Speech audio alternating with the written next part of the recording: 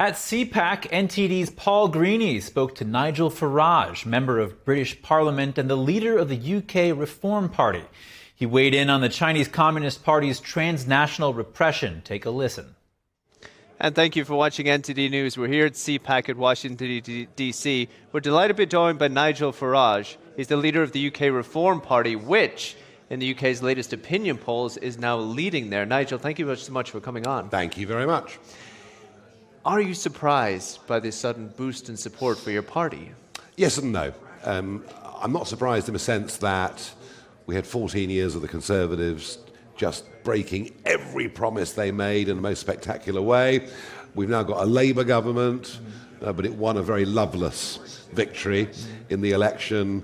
The Prime Minister's personal ratings bombing in a way we've never seen before. And most people saying, you know what? They're pretty much the same, the Uniparty. So the gap in the market was obviously there.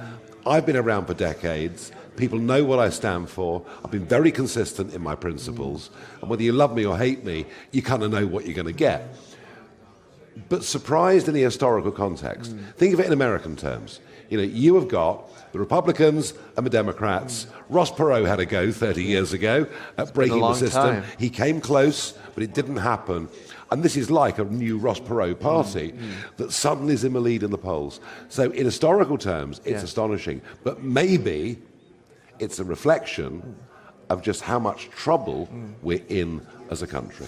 On your point about what you stand for, something we cover a lot here is the United States government's relationship with China and the Chinese Communist Party. If you were to become Prime Minister, what would your stance on the Chinese Communist Party be?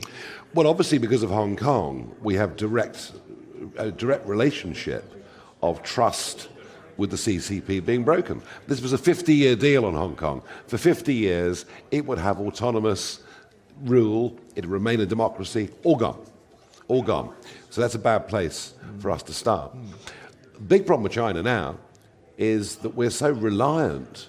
We're reliant on them.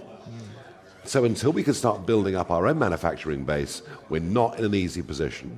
I think what we can say is it's a good thing that we kept Huawei out of our 5G phone network, something that Boris Johnson wanted to do. That was a good thing.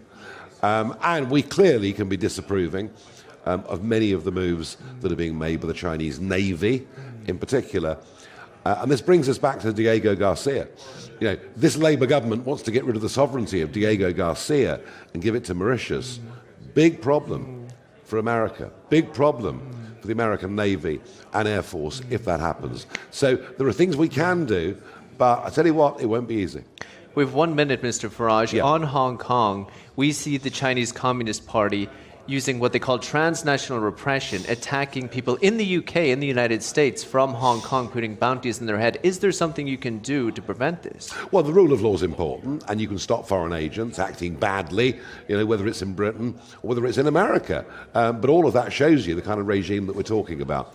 We have to be able to make our own stuff at a decent price that is decent quality, and if you do it and we do it, we will not be dependent upon China, or, as the President says, China. Mr. Farage, thank you.